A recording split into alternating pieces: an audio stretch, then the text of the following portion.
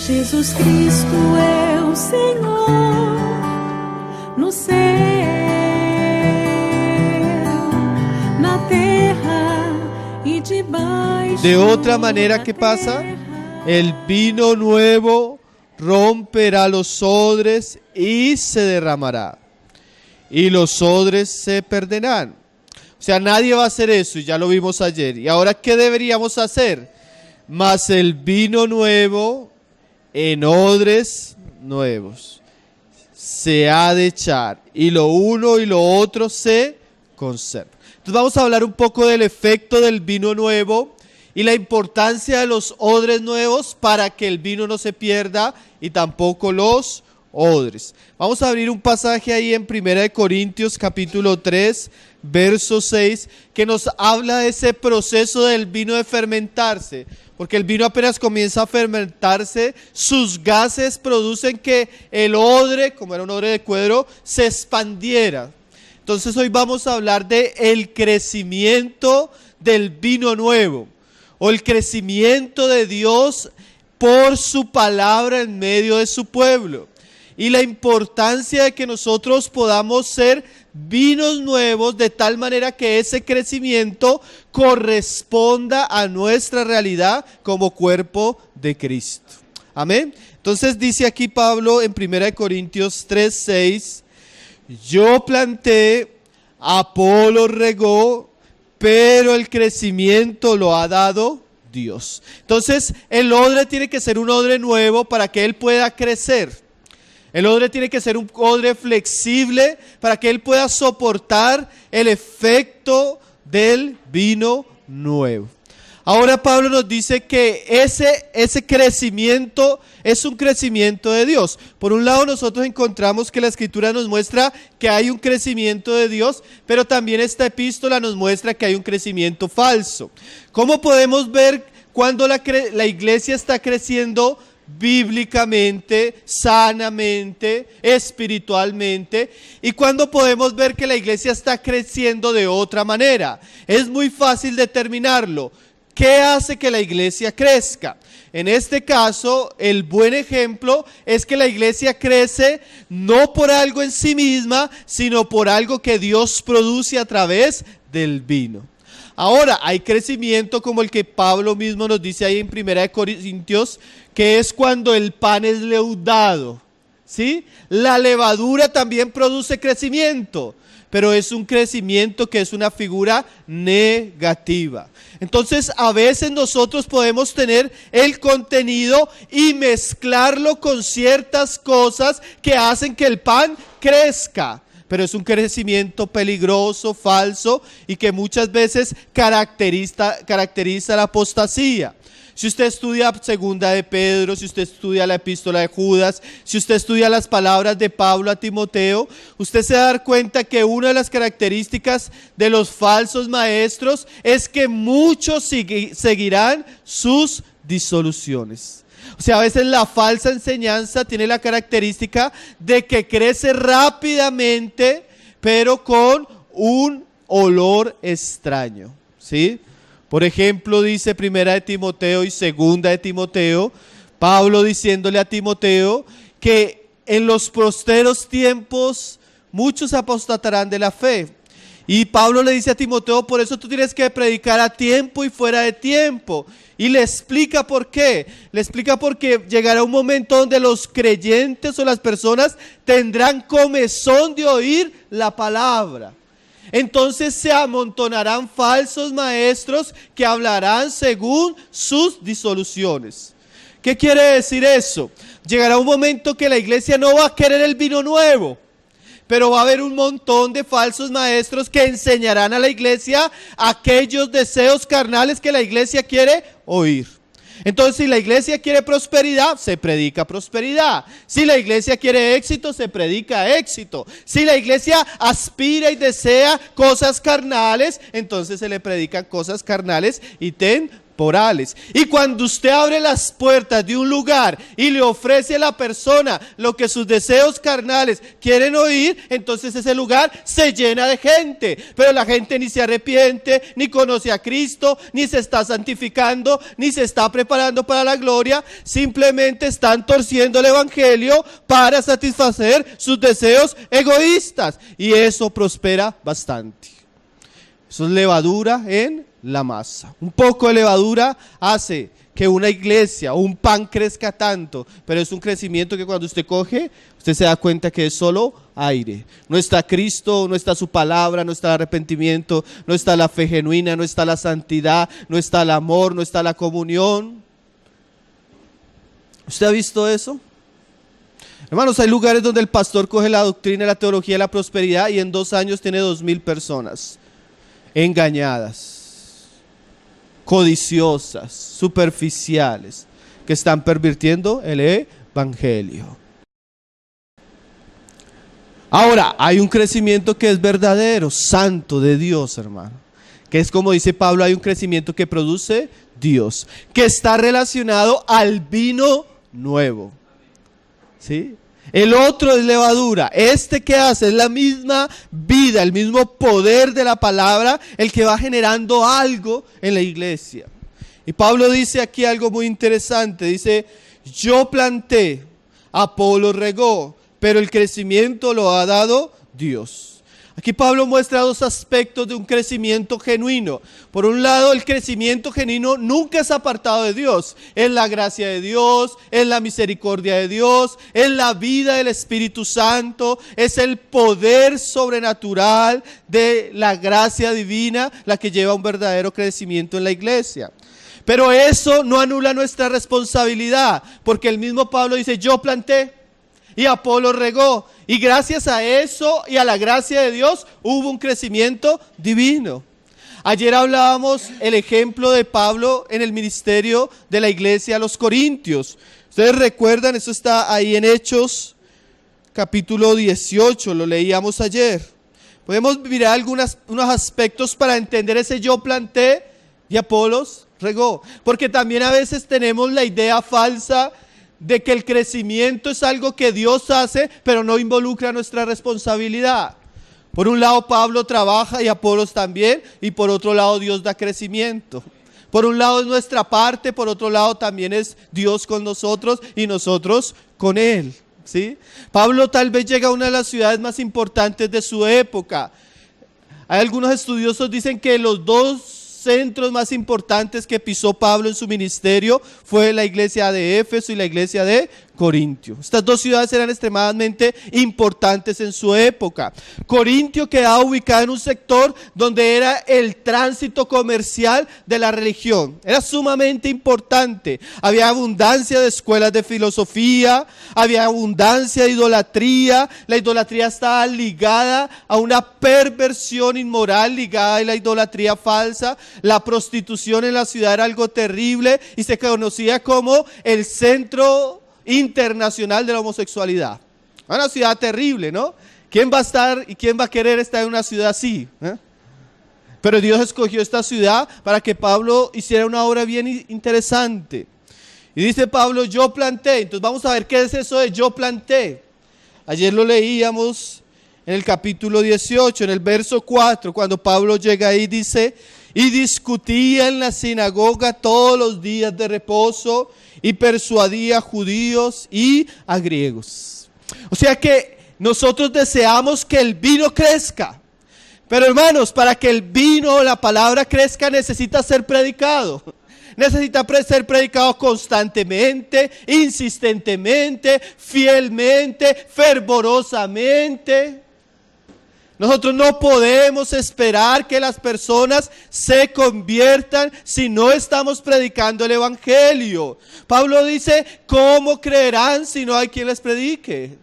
La predicación y la salvación de los hombres está ligada. Dios quiso salvar a los hombres por la locura de la predicación. Y si queremos que la palabra crezca, necesitamos predicarla. a tiempo y fuera de tiempo. Y eso no es solo para los hermanos que llevan el ministerio en la iglesia. Usted en su trabajo, usted en su familia, usted en su universidad, usted en donde Dios lo ha puesto para que sea luz y sal de este mundo. Y muchos de los que hemos conocido a Cristo lo hemos conocido por un compañero de trabajo, por una mamá que nos predicaba, por un familiar que nos visitaba. Necesitamos predicar la palabra. Nosotros a veces pasamos más tiempo criticando a los falsos predicadores que abundan hoy en día, pero aquellos que conocemos la verdad no la estamos predicando. Para que el vino nuevo tenga efecto, debe ser predicado constantemente. Dice ahí en el 5, y cuando Silas y Timoteo vinieron a Macedonia, mire esta frase: Pablo estaba entregado por entero a la predicación de la palabra, testificando a los judíos que Jesús era el Cristo. O sea, nosotros debemos entregarnos, porque como decíamos ayer, si este mensaje es el más precioso, si este es el mensaje más glorioso, si este es el mensaje de los mensajes, tenemos que hacerlo oír. Y tenemos que entregarnos por completo a eso. Amén. Esa es la única manera que el vino, hermano, prospere en medio nuestro. ¿Saben cuál es una de las características de la debilidad espiritual? O una de las características de la irresponsabilidad y del enfriamiento espiritual: dejar de hacer las cosas que debemos hacer. Una vez dejamos de predicar, de una manera misteriosa perdemos esa novedad de vida. De una manera misteriosa perdemos esa sensibilidad. De una manera misteriosa perdemos esa sensibilidad a las cosas espirituales. Pero en la medida que nos comenzamos a levantar y comenzamos a orar y comenzamos a hacer aquellas cosas que Dios nos ha encomendado, nosotros mismos somos refrescados. ¿Cuántos de ustedes tenemos la experiencia de que estamos hasta un día desanimados y nos encontramos a alguien y por providencia vemos que Dios nos puso ahí para predicarle? Y comenzamos a predicar, y el mayor beneficiado a veces no es el que está oyendo, sino el que está hablando. Porque la misma palabra, la misma vida nos va refrescando, Pero cuando comenzamos a callar, hermano, cuando comenzamos a dejar aquellas cosas que Dios nos había dicho que teníamos que hacer, comenzamos a enfriarnos, ¿cierto? Entonces, hermano, si nosotros queremos que Dios dé un crecimiento, debemos entregarnos a ciertas prácticas. Usted va a leer en el libro de Hechos, por ejemplo, que siempre el crecimiento de la iglesia tuvo unos ingredientes: oración, predicación sana de la palabra y sufrimiento. Usted va a ver que la iglesia siempre creció así: orando, predicando y sufriendo. Si nosotros queremos tener un verdadero crecimiento, necesitamos fortalecer las reuniones de oración. Necesitamos despertar a los cristianos a ayunar. Y necesitamos disponernos a predicar el evangelio. Y como eso Dios lo va a bendecir, necesitamos estar preparados para sufrir también. ¿Sí? Esos son los ingredientes principales del crecimiento de la iglesia. ¿Quieren crecer, hermanos? Amén. La Biblia nos muestra cómo podemos crecer: con el crecimiento de Dios. Entonces Pablo nos muestra que cuando nosotros hacemos esto, ¿qué pasa? Dios prospera. Ayer lo leíamos en el verso más adelante. Dice ahí en el verso 11: y se detuvo allí 1 año y 6 meses enseñando la palabra de Dios. Y Dios hizo algo tremendo en esta ciudad, hermanos. Y eso nosotros deberíamos esperarlo. Si hay buen vino y hay fidelidad al buen vino, al vino nuevo, Dios va a dar crecimiento. Amén. Ahora no podemos esperar, como le decía Pablo a Timoteo. Considera esto que te voy a decir, Timoteo: el labrador, para recoger los frutos, debe ¿qué? Trabajar primero. Si no trabajamos, Dios no va a bendecir nuestro trabajo. Yo planté, dijo Pablo, Apolo regó, pero el crecimiento lo ha dado Dios. Entonces el vino nuevo siempre va a crecer, hermano. Pero acuérdese que no es solo el vino nuevo, sino también el odre nuevo. Vamos a ir al libro de Hechos porque yo quiero enfatizar ciertos aspectos en el trabajo del crecimiento de Dios con la iglesia, especialmente lo que encontramos en el libro de Hechos de los Apóstoles. Alguien decía que el mejor tratado de crecimiento que tenemos en la Escritura es el libro de Hechos. Y es verdad, hermano. Lucas está muy interesado en resaltar cómo la iglesia creció, cómo la iglesia prosperó, cómo la iglesia avanzó, cómo la iglesia triunfó contra todas las adversidades. El libro de Hechos son la narración inspirada de 30 años de caminar de la vida cristiana en la iglesia primitiva. De Jerusalén a Roma. La iglesia creciendo hacia arriba, pero creciendo hacia los lados. La iglesia creciendo en la llenura del Espíritu, pero también creciendo en número. La iglesia creciendo en la sana doctrina, pero también creciendo en buenas obras. La iglesia venciendo el legalismo, la iglesia venciendo el fariseísmo, la iglesia venciendo el paganismo, la iglesia venciendo la idolatría, la iglesia venciendo y prosperando a través de todo el imperio romano. ¿Sí? Algo tremendo. Mire cómo lo hace así por encima. Mire cómo narra Lucas. Hechos 1, verso 15. Una iglesia que comienza con 120 miembros, dice, y en aquellos días Pedro se levantó en medio de los hermanos y los reunidos eran como 120 en número. Comienza la predicación en Pentecostés y dice ahí Hechos 2:41, así que los que recibieron su palabra fueron bautizados y se añadieron en aquel día como 3,000 personas. Mire lo que dice ahora Hechos 4:4. Al final, pero muchos de los que habían oído la palabra creyeron y el número de los varones era como 5,000. ¿Sí? 120, 3,000, 5,000. En Hechos 5:14 dice, y los que creían en el Señor aumentaban más. Gran número así de hombres como mujeres. Ya no dice cifras, sino él dice y aumentaba más y más. En Hechos 6:7 dice, y crecía la palabra del Señor y el número de los discípulos se multiplicaba grandemente en Jerusalén. ¿Sí?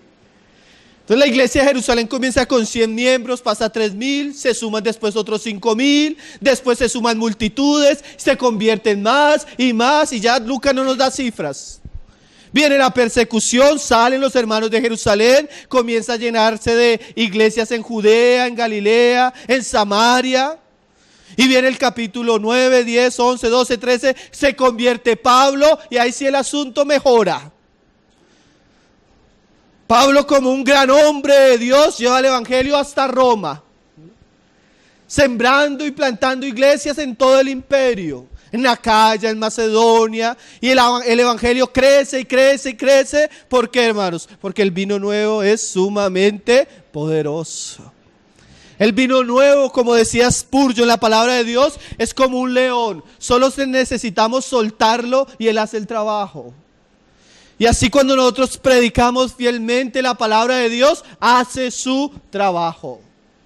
Nosotros debemos confiar en el poder y en la gracia de la palabra de Dios.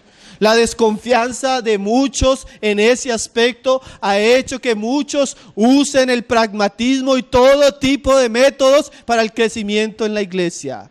Mas el verdadero crecimiento surge de una predicación sana, bíblica y ungida por el Espíritu Santo. Amén. Entonces ahí vemos el vino creciendo. Pero yo ahora quiero hablar un poco del odre. Porque no solo era el vino. Recuerde que el odre es tan importante porque el odre es el que contiene el vino. Entonces necesitamos un vino nuevo, pero necesitamos también odres nuevos. Entonces vamos a ver ese aspecto que a veces no resaltamos de cómo la palabra va creciendo. Pero en la medida que la palabra va creciendo, la iglesia también tiene que ir creciendo en ciertos aspectos. Amén.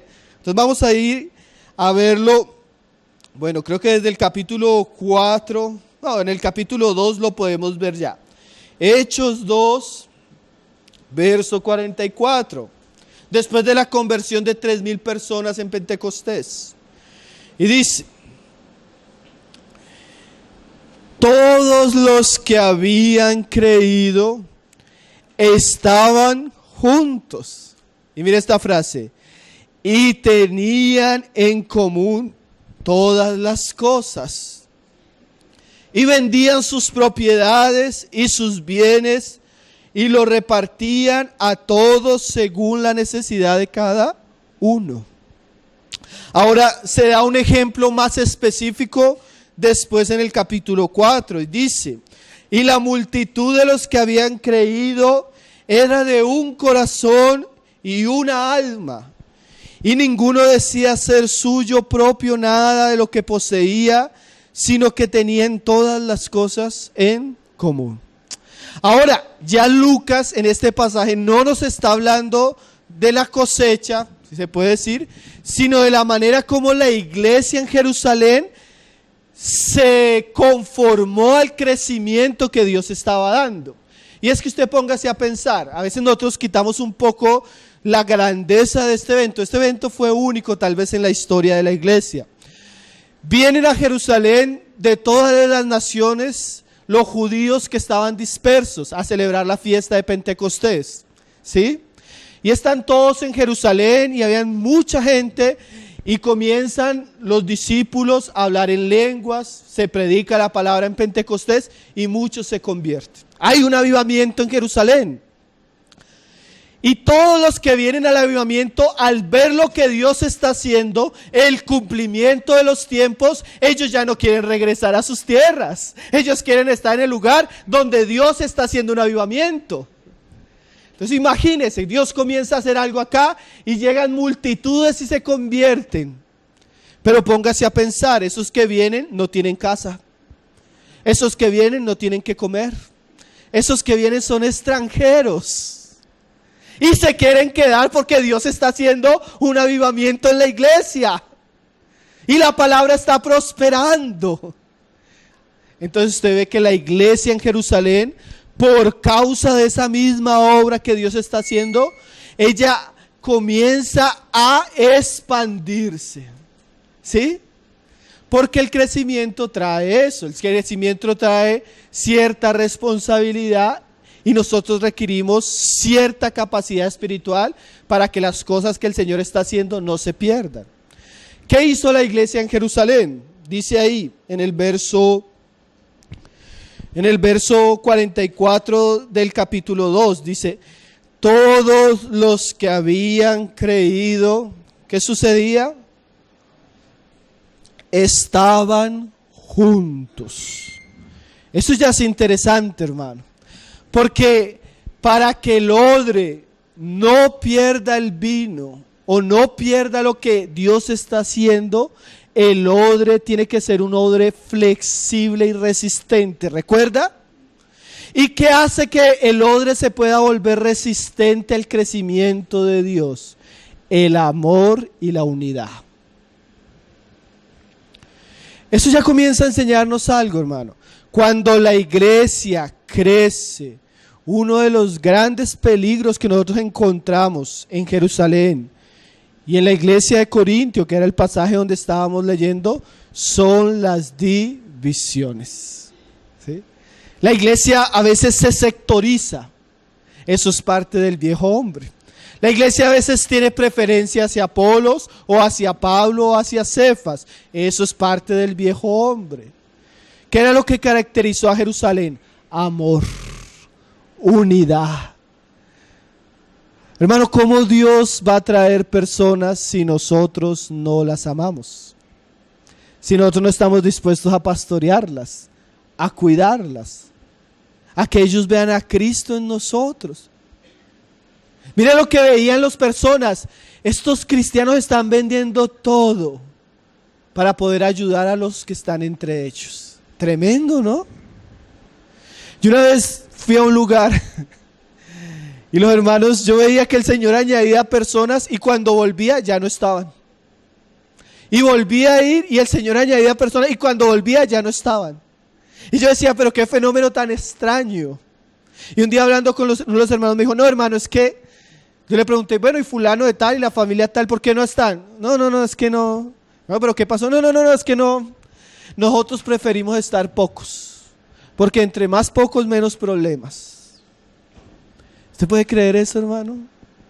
La dureza de un corazón. Hermana, pero no, hermano, es que la reunión está aquí en la casa y me ensucian el piso, me ensucian el baño, y yo no estoy para eso. ¿Cuántos cristianos, hermano, que con sus bienes, con su casa, con lo que Dios le ha dado, podrían bendecir y ayudar a la iglesia y la iglesia poder ser beneficiada? Pero no, ellos viven para sí mismos. Ellos compran mejor carro, ellos comen mejor comida, ellos viven en mejor casa.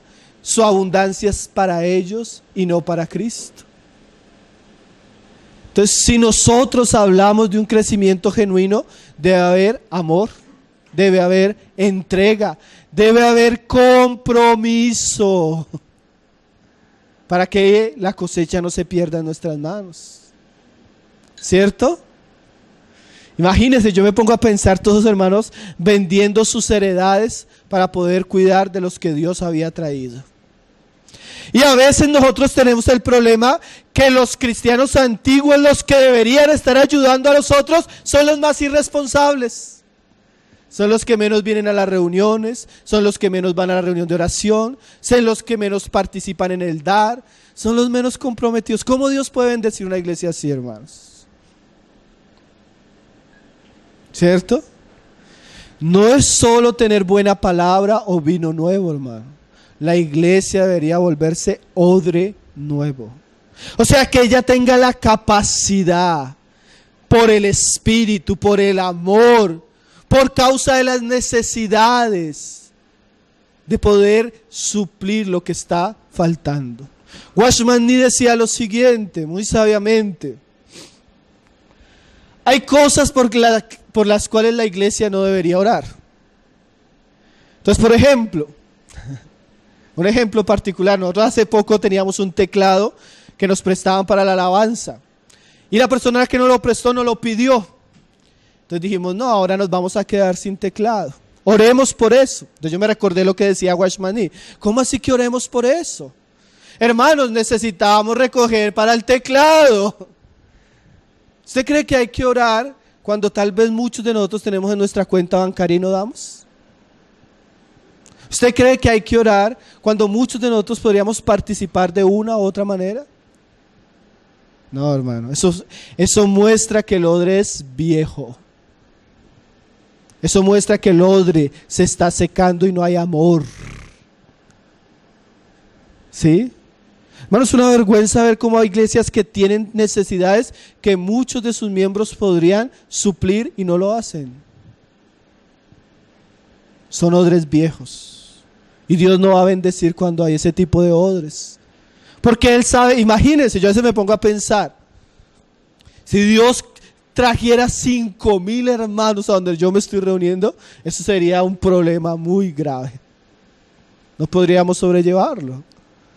Entonces Dios necesita tanto vino nuevo como odres nuevos. ¿Sí? Para que el asunto no se pierda. Porque hay iglesias, hermanos, que crecen, pero no están en la capacidad de soportar y se rompen.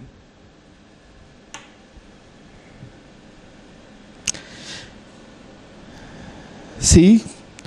John Stott decía, la plenitud del Espíritu Santo o del vino nuevo es evidente tanto en las palabras como en los hechos. Si nosotros hemos dicho que hemos conocido el amor de Cristo, dice Juan, ¿cómo vamos a decir que amamos a Dios si no amamos a quien vemos, a nuestros hermanos? Y los vemos pasar. Muchos le hubiéramos dicho, como decía Santiago, ya recibieron, ya escucharon la palabra, vuelvan para sus naciones y que Dios les bendiga, ¿no? Pero aquí comienzan a vender y comienzan a recibirlos. Imagínense que nadie decía que las cosas eran suyas, sino que todo lo ponían al servicio del Señor. Qué interesante esa figura de Jerusalén. Es una obra muy particular. Yo pienso que esto no puede ser una norma, pero el principio es, en la medida que Dios hace crecer la iglesia por el mismo espíritu debe suplir las necesidades que trae el crecimiento, como un odre nuevo. Amén. Ahora vamos a ver otro pasaje, Hechos 6, verso 1.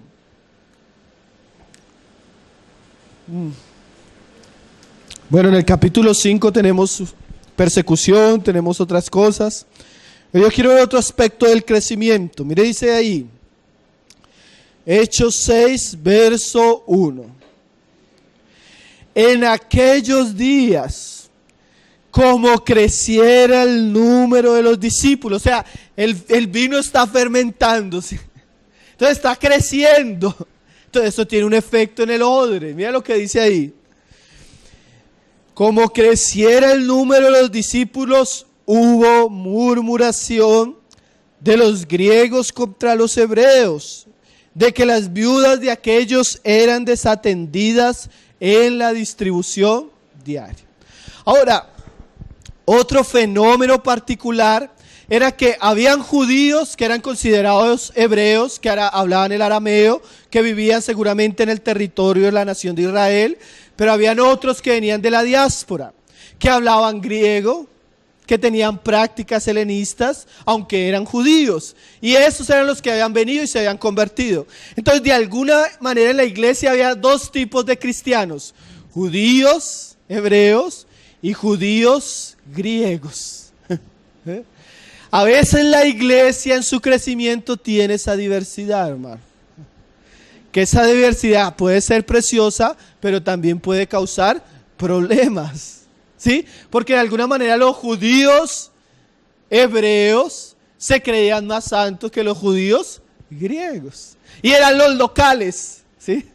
Entonces comenzó a haber situaciones. Y a veces uno ve eso en la iglesia.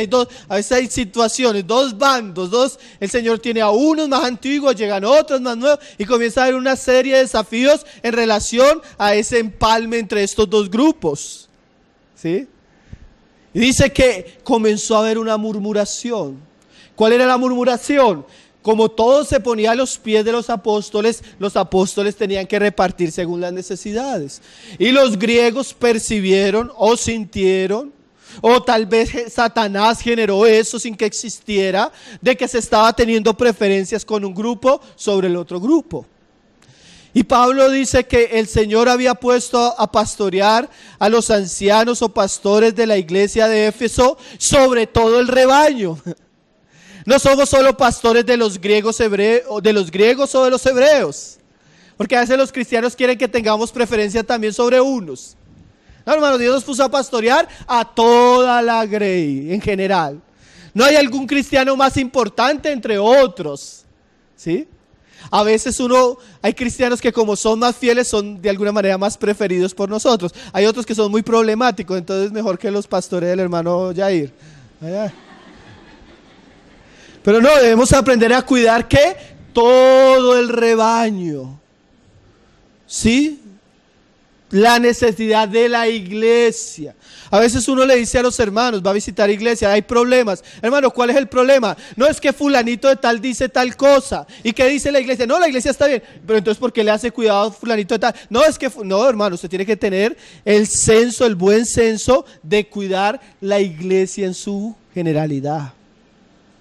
No podemos por caprichos particulares causar daño, ¿no? Y eso a veces sucede. A veces, por ejemplo, en los lugares donde sabemos cuál es la vaca gorda, ¿sí entienden eso, no? Entonces tenemos preferencia con la oveja más, que tiene más lana. Entonces cuidamos más a los que no tienen tanta lana, ellos pueden sentarse atrás. Nosotros les damos un lugar preferencial, una silla mejor.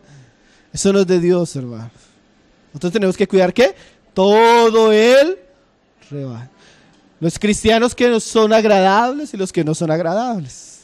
Los que hablan el mismo idioma o los que hablan otro idioma. Los que tienen costumbres más judías o los que parecen más griegos. ¿Sí? Y comenzó a haber esa murmuración. Entonces, el crecimiento, ¿qué trae, hermano? Desafíos. No digamos problemas, digamos desafíos. El crecimiento hace que no solo crezca la iglesia, hace que crezcan nuestros corazones, hace que crezca nuestro amor, hace que crezca nuestra paciencia, hace que crezca nuestra misericordia hacia los demás. Entonces miren la manera como actúan los apóstoles. Dice: entonces los 12 convocaron la multitud. Hay cosas, hermanos, que con el crecimiento tienen que ser abordadas. Hay cosas que con el crecimiento la iglesia tiene que asumirlas, porque cuando no se asumen, eso es lo que genera brechas, eso es lo que genera divisiones. ¿Sí? Cuando Dios nos ha puesto a pastorear y a cuidar una iglesia, no solo predicar, a veces solo queremos estar en el púlpito, y estar en el púlpito es una bendición, pero también tenemos que bajar del púlpito y asumir los problemas, asumir los desafíos. ¿Sí? A veces los hermanos que están en el liderazgo de la iglesia, cuando son criticados, a veces asumen una posición muy necia, y es cerrarse a la iglesia. Cerrarse a aquellos que les están criticando, cerrarse a aquellos que a veces los están confrontando. Pero eso es un peligro, hermano, porque a veces Dios habla a través de la crítica. Alguien me decía, cuando su esposa lo esté criticando en algo, póngale cuidado, aunque esté brava. Póngale cuidado, porque a veces en la crítica hay algo de verdad y usted puede aprender. Pero a veces cuando nos critican, de una vez nos cerramos. De una vez sentimos que nos están atacando. Entonces se vuelve el pastor intocable, que nadie le puede hablar, que nadie le puede criticar, que nadie le puede opinar. Y sin darse cuenta, él está rehusando las advertencias que Dios le da a través de los hermanos. Y después por eso vienen los pecados, por eso viene el orgullo y por eso vienen las caídas. Yo vi el testimonio terrible, un hermano que creció en el ministerio mucho. Él cayó en adulterio con una joven del coro de la iglesia. Y una de las cosas que él decía era que él, lo que más le daba tristeza era tener 300 personas en el ministerio con él, que ninguna de ellas le advirtió del peligro al cual él se estaba introduciendo con esa mujer. O sea, tenía 300 personas que nadie le hablaban, porque estaba en una posición donde él se volvió intocable. Terrible, ¿no? Entonces a veces la crítica, hermano, a veces la murmuración debe ser tomada en serio, en el sentido que si nosotros no callamos las críticas y no solucionamos los problemas pequeños, se van a volver cada vez más grandes. Cosas que eran pequeñas de tratar, hermano, que no fueron tratadas bíblicamente o fueron tratadas de una manera mal, generaron muchos problemas donde Dios estaba haciendo una obra. Entonces, ¿qué hacen los apóstoles, hermano? Ellos van a tomar medidas para corregir el asunto. ¿Por qué? Porque si el vino está creciendo, el odre tiene que ir creciendo para que el vino no se pierda. Entonces, ¿qué hacen los apóstoles? Ellos no fueron negligentes. Ellos actuaron sabia y rápidamente. Dice ahí: entonces los 12 convocaron a la multitud de los discípulos y dijeron. Mire el asunto, hermano. Cuando es un asunto de iglesia, que está afectando a la iglesia, que está causando malestar espiritual en la iglesia, que está trayendo murmuración en la iglesia, esos asuntos deberían a veces hablarse, deberían tratarse, claro, de una manera sabia, como lo vamos a ver acá. Entonces, ¿qué dijeron los apóstoles? No es justo que nosotros dejemos la palabra de Dios para servir a las mesas. Buscad pues, hermanos, de entre vosotros a 7 varones llenos de buen testimonio, llenos del Espíritu Santo y de sabiduría, a quienes encarguemos de este trabajo. Y nosotros persistiremos en la oración y en el ministerio de la palabra. Entonces, estamos acá. Miren lo que dice este pasaje. ¿Qué fueron lo primero que hicieron los apóstoles? Alguien decía, identificar el problema. ¿Sí? Segundo, poner prioridades en medio del problema. Y tercero, solucionar el problema. Algo muy fácil, ¿no? Eso aquí se ve sencillo. Pero aquí yo pienso que Lucas no nos da los suficientes detalles para entenderlo, pero podemos sacarlos por encima. Yo pienso que para que los apóstoles hayan hablado con la multitud, ellos tuvieron que primero que todo ponerse de acuerdo. ¿Cierto? ¿Cómo iban a hablar si ellos no tenían un mismo testimonio? Entonces la unidad, el pensar de la misma manera y el pensar de acuerdo a lo que dice el Señor es tan importante, hermanos, porque eso nos va a ayudar a asumir los desafíos que tenemos por delante. Segundo, ellos convocan la multitud y ellos dan una prioridad. ¿Cuál es la prioridad de ellos?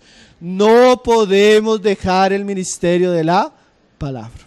Entonces el crecimiento va a hacer que algunos hermanos tengan que enfocarse en algunas cosas que son principales. ¿Qué es lo principal? Si el crecimiento viene por la palabra, los que están en el ministerio de la palabra, ellos no se pueden hacer cargo de las mesas. Yo me imagino a Pedro, a Juan y todos los apóstoles reciban todas las herencias, repartan, hagan listas, repartan esto y esto. Y estos eran hombres de la palabra, ¿sí? Yo a veces tengo ese problema. Nosotros a veces estamos creciendo en una serie de cosas, pero hay cosas que no son para nosotros. Yo le digo a mi esposa y a algunos hermanos que están cerca, a mí no me hable de eso de plata, de que reparta tanto, que no. Yo no siento paz con eso. Para eso no es lo mío. Yo que debo enfocarme en la palabra, eso me llamó el Señor. Entonces el crecimiento que genera, hermano, que otros hermanos sean involucrados en el ministerio. Los apóstoles no podían hacer todo, ¿cierto? Entonces el crecimiento de la iglesia, ¿qué hace? Que se abran muchas vacantes para que los cristianos que solo van el domingo a sentarse en la silla comiencen a servir. Para que los cristianos que se acostumbraron solo a escuchar buena palabra se dispongan a trabajar en algo. Para que la iglesia comience a funcionar como un cuerpo, donde los miembros son vivos y útiles y cada uno cumple un lugar y una parte. ¿Cierto? Porque a veces nos acostumbramos que es el hermano fulano y el hermano fulano. Eso no es la iglesia, hermano. La iglesia es un cuerpo. Usted ahí, donde usted está, si usted es parte del cuerpo de Cristo, usted tiene un lugar. Amén. Entonces dicen ellos, no podemos dejar la palabra y la oración por dedicarnos a otras cosas. Entonces no hay que dejar de hacer las otras cosas. Busquemos a alguien entre los hermanos que pueda cumplir esa labor, ¿sí? Entonces el crecimiento, hermano, genera que la iglesia comience a servir como cuerpo según los dones y el llamado particular del Señor a cada uno. Entonces comienzan la iglesia a percibir, no, fulano de tal puede ayudarnos, fulano de tal, fulano, y comienza a crecer ¿qué? El servicio entre los hermanos, ¿sí? Por un lado, nosotros podemos tener el pecado de querer hacer todas las cosas y sin darnos cuenta podemos anular a los cristianos. Y por otro lado, los cristianos en general tienen la tendencia a ser irresponsables. Entonces el Señor trata por ambos lados. Primero a los apóstoles para que ellos aprendan a delegar y también a la iglesia para que la iglesia también aprenda a asumir responsabilidades. Amén. Eso es importante, hermanos. Todos necesitamos crecer. Un día yo estaba hablando de una reunión así muy privada con algunos hermanos ahí donde yo vivo. Entonces yo comencé a contarles, no hermanos, ahora tengo que viajar a hacer esto, tengo que hacer esto, tengo que hacer esto. Y solo diciéndolo yo ya estaba preocupado por todas las cosas que tenía que hacer. Entonces una de las hermanas que está conmigo en la reunión me dice, hermano, si usted tiene que hacer todo eso, ¿qué va a pasar con esto y esto? Y o sea, ella me estaba poniendo más responsabilidades. Entonces yo le dije, hermana, es que eso que ustedes me están poniendo a mí lo deberían hacer ustedes.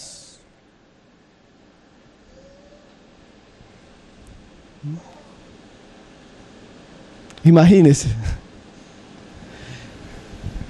Pero a veces nos acostumbramos a tener un cristianismo, hermano, tan irresponsable, ¿cierto? Que en últimas el arca la están llevando 2 o 3 y el resto solo están yendo a ocupar una silla. Eso era la vida de catolicismo, hermano. Eso era la vida de catolicismo. Nosotros tenemos una idea falsa del cristianismo. Alguien decía que la idea falsa del cristianismo es como un bus, donde el pastor es el chofer y donde los cristianos son los pasajeros que ellos suben, pagan y se sientan. Y el pastor dirige el bus. Eso no es la idea del cristianismo, hermano. La idea es que todos somos sacerdotes. Todos ponemos nuestro hombro para llevar el arca. O la idea es que vamos todos en una balsa remando juntos. Amén. Y eso lo entendieron los apóstoles. Ellos no podían llevar toda la carga. Ellos tenían que aprender a delegar. Y la iglesia fue involucrada, porque ¿quién escogió a los hermanos? La iglesia. Sí. La iglesia comenzó a percibir que habían hermanos, y eso tenemos que a veces hacerlo, hermano. Hay hermanos entre nosotros que tienen que ser animados. Hay hermanos entre nosotros que tienen que ser exhortados. ¿Sí? Yo a veces le digo a los hermanos, de una manera muy amorosa, hermano, tiene que aprender a llegar temprano a la reunión. ¿Sí sabía? Hermano, sí sabía que la reunión comienza a las 9:30, pero deberíamos llegar a las 9. Servir en las cosas. Sí sabía, hermano, que necesitamos carros para esto. Sí sabía, hermano, que necesitamos hermanos para esto. Sí sabía, hermano, que se necesita para esto y para esto. Y yo lo veo muy cómodo, hermano. ¿Sí? Porque ¿qué pasa? Cuando la iglesia no es exhortada, no es animada o no se delega, la iglesia se acostumbra. Es como un hijo malcriado. El hijo malcriado, usted le lleva la comida a la cama. Usted lo deja dormir hasta tarde. Usted lo baña, usted lo viste y usted lo lleva al colegio y usted le hace las tareas. ¿Usted cree que él va a ser un hombre responsable? No, hermano. No malcría a sus hijos. Pero a veces la iglesia se vuelve así. Los levantamos, los vestimos, los bañamos, le damos la comida. ¿Sí? Hay algunos hasta sinvergüenzas. Hermano, es que estoy teniendo una situación con mi esposa para que usted vaya y hable con ella. Es su esposa, hermano. Es que mi hijo no, es su hijo, hermano. Sí, a veces la iglesia tiene la tendencia a recargar a unos pocos mientras ella se descuida. El crecimiento necesita hombros. Si el odre no crece, el vino se pierde. Crecer en ese aspecto también es disposición al servicio. Amén. Y mire lo que sucedió. Ellos escogen los diáconos. ¿Y qué pasa en el 7? Mire este asunto. Y crecía la palabra del Señor y el número de los discípulos se multiplicaba grandemente en Jerusalén. ¿Qué muestra este pasaje? La decisión sabia de los apóstoles hizo que Dios pudiera bendecir más la iglesia. Hizo que Dios pudiera añadir más miembros a la iglesia. Porque ahora ya no solo estaban los apóstoles. Si usted lee detalladamente el libro de Hechos, más adelante desaparecen los apóstoles. Comienza a haber otra figura, los ancianos, los diáconos. Ya no hay apóstoles. ¿Por qué? Porque la idea es que la iglesia vaya creciendo. Y esto es algo interesante. En la medida que aprendemos a tratar las situaciones, Dios bendice la iglesia. Como alguien decía, por un lado, Dios quitó la murmuración del pueblo y por otro lado bendijo a los hermanos y los despertó para el servicio. Entonces usted ve que la iglesia en Jerusalén, al crecer, ella va creciendo en muchos aspectos importantes como odre nuevo para que no se pierda el vino nuevo. ¿Sí? Ahora, como un paréntesis, me parece muy interesante la historia de Esteban. Usted va a ver que ahora Lucas se centra en Esteban. Y es que parece ser que antes de esta situación, Esteban estaba entre los hermanos, pero con un bajo perfil. Ese hermano que tiene dones, que tiene palabra, que tiene santidad, pero como que él está ahí apagado, se acostumbró solo a ir a escuchar a Pedro, a Juan y a los apóstoles. Pero una vez se le da la oportunidad a Esteban de que él comience a servir en las mesas, y Esteban comienza a crecer y crecer y crecer y crecer y crecer, y se vuelve el primer mártir de la iglesia. ¿Ustedes lo interesante, hermanos? Nosotros a veces no nos damos cuenta, pero un hermano que está ahí en silencio, ahí muy quieto, cuando Dios comienza a ponerle responsabilidad, él comienza a crecer. Porque eso es otra cosa, la responsabilidad nos lleva a crecer también, nos lleva a madurar. Y Esteban comienza a crecer, a crecer, a crecer, a crecer, a crecer, y se vuelve el primer mártir de la iglesia, ¿no? El Señor nos ayuda a descubrir los Esteban en medio nuestros, a animarlos, a empujarlos para que sean testigos de Cristo fieles. Ahora, creo que ya vamos por el tiempo. ¿Qué podemos aprender de esta situación y del crecimiento en Jerusalén?